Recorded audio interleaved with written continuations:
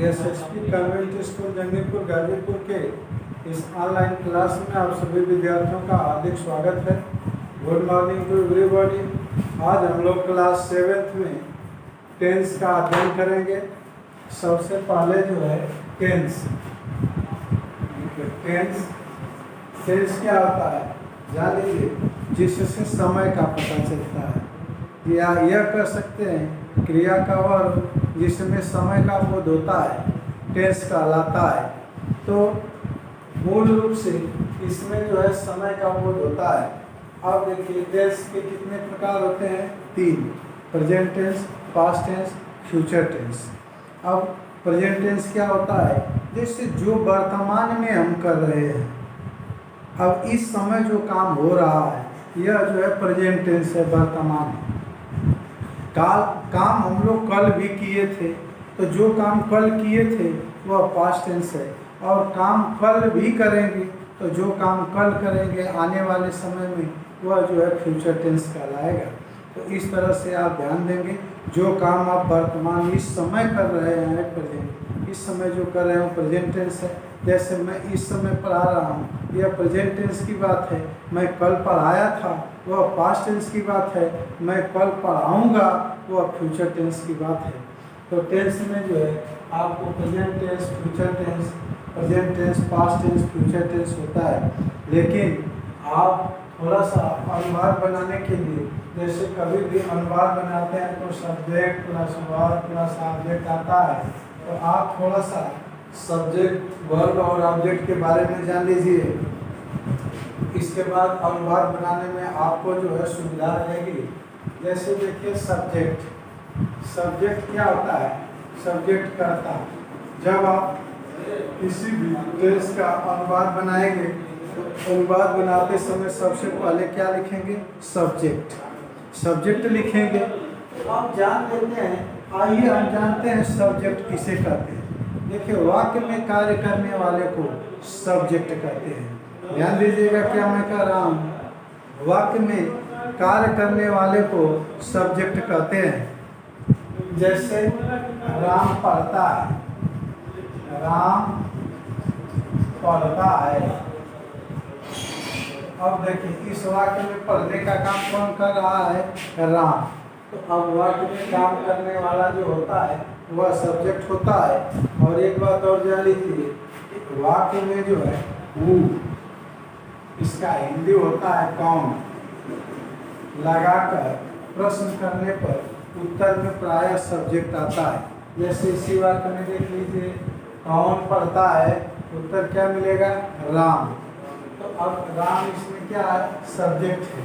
और काम को पढ़ने का काम कौन कर रहा है? तो राम कर रहा है। तो इसलिए यह जो है सब्जेक्ट है। अगर आपसे कोई पूछता है कि सब्जेक्ट किसे कहते हैं, तो आपका उत्तर क्या होगा? वाक्य में कार्य करने वाले को सब्जेक्ट कहते हैं। ठीक है, ध्यान देंगे, वाक्य में कार्य करने वाले को सब्जेक्ट कहते हैं। तो ये सब्जेक्ट हो गया। और फिर इसके बाद जो है आप इसमें सब्जेक्ट के बाद वर्ब जो है, वर्ब किसे कहते हैं? देखिए वह सब जिस शब्द से किसी कार्य का होना या करना पाया जाए क्रिया कहलाता है। वर्ब किसे कहते हैं? जिन शब्दों से किसी कार्य का होना या करना पाया जाए क्रिया कहलाता है। तो आप जो है इसको लिखते थे, सही रहेगा। वाक्य में पहले सब्जेक्ट को लिख लीजिए। वाक्य में कार्य करने वाले को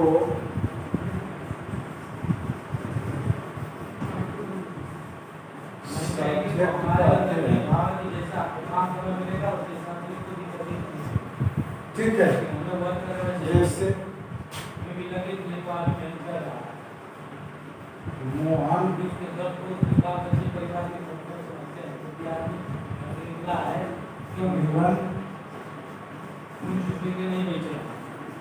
लिखता है।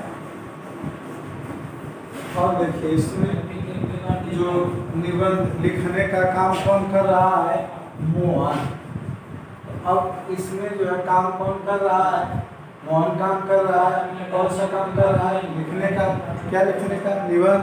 तो अब इस वाक्य में मोहन क्या है? सब्जेक्ट है। और एक बात और जान लेना चाहिए कि किसी भी वाक्य में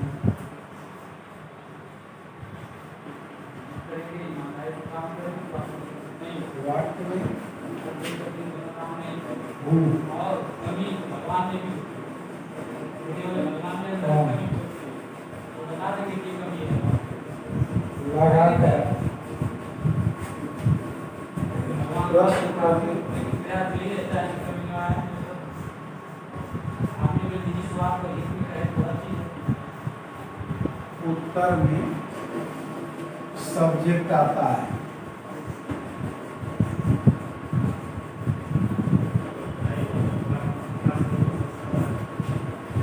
इस तरह से तो आप जो है ध्यान दीजिएगा, अगर आपसे कोई पूछता है सब्जेक्ट किसे कहते हैं, तो वाक्य में कार्य करने वाले को सब्जेक्ट कहते हैं।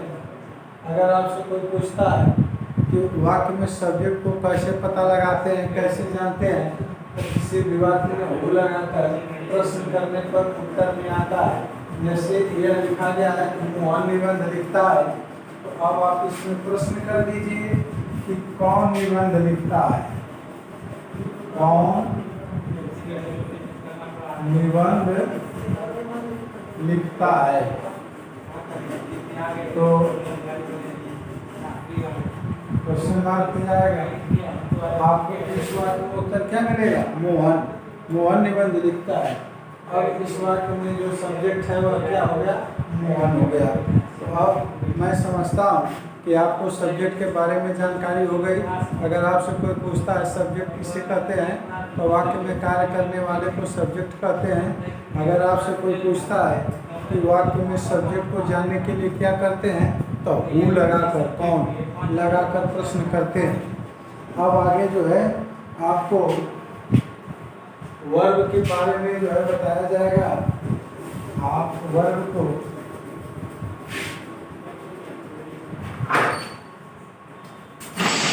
वर्ब क्रिया ध्यान देंगे। अब आप जो है वर्ब जानेंगे। वर्ब क्या होता है? जिन शब्दों से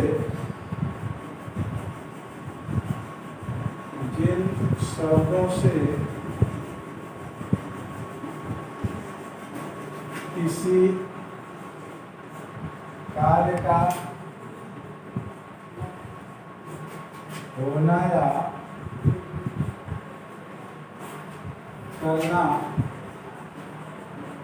पाया जाए उसे वर्ब कहते हैं। अब ध्यान देंगे, अब आपको अनुवाद बनाते समय मूल रूप से हेल्पिंग वर्ब और मेन वर्ब जानना है।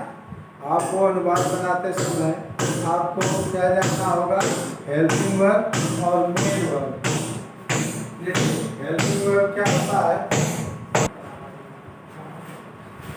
हेल्पिंग वर्ब, देखिए आप अनुवाद बना रहे हैं तो आपको हेल्पिंग वर्ब जानना होगा, मेन वर्ब जानना होगा। देखिए हेल्पिंग वर्ब क्या होता है जान लीजिए। देखिए जो क्रिया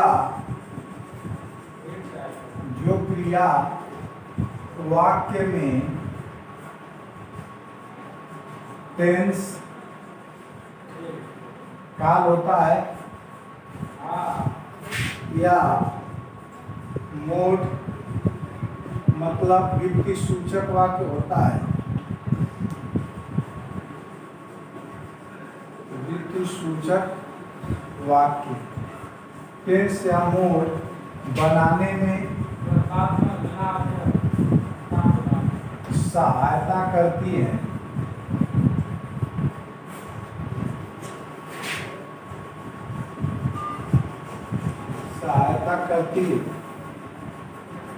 हेल्पिंग वर्ब कहलाती है। Helping work